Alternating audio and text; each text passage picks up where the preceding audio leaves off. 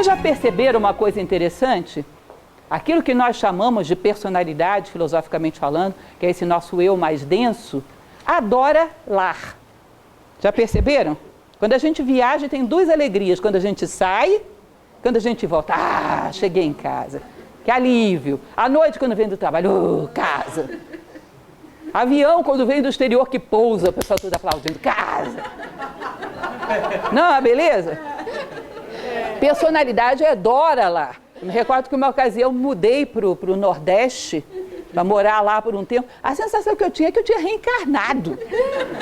Não conhecia nada. E eu ficava achando engraçado, porque dentro de mim ficava um pensamento assim, leva pelo menos o travesseiro. Porque é um desesperador. Ou seja, a personalidade é louca por lá. Agora é interessante quando a gente começa a observar esse fenômeno, que não é mal, é uma observação interessante. Existe algo dentro de nós que também é louco por lá e que não é a personalidade. É um outro tipo de consciência, que também adora lar. Só que o que é o lar para essa consciência espiritual elevada? Quando vê uma pessoa tendo uma atitude honrada, você olha e dá aquela saudade de casa, eu pertenço a esse mundo.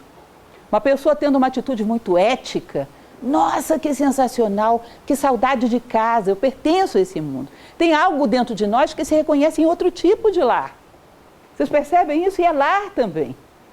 E quando nós começamos a nos familiarizar com esse outro eu e com as coisas que são próprias dele, começamos a ver o mundo através dele.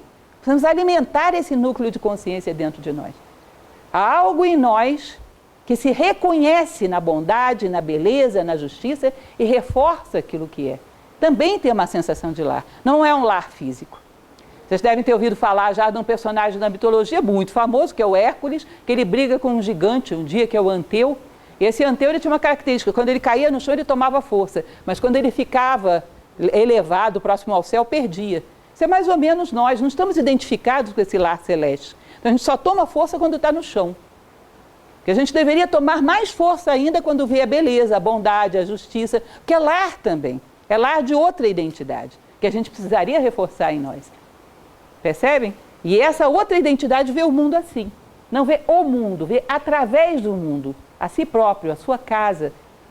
E enxerga o sentido mais profundo das coisas, através dos acontecimentos. Isso é visão simbólica.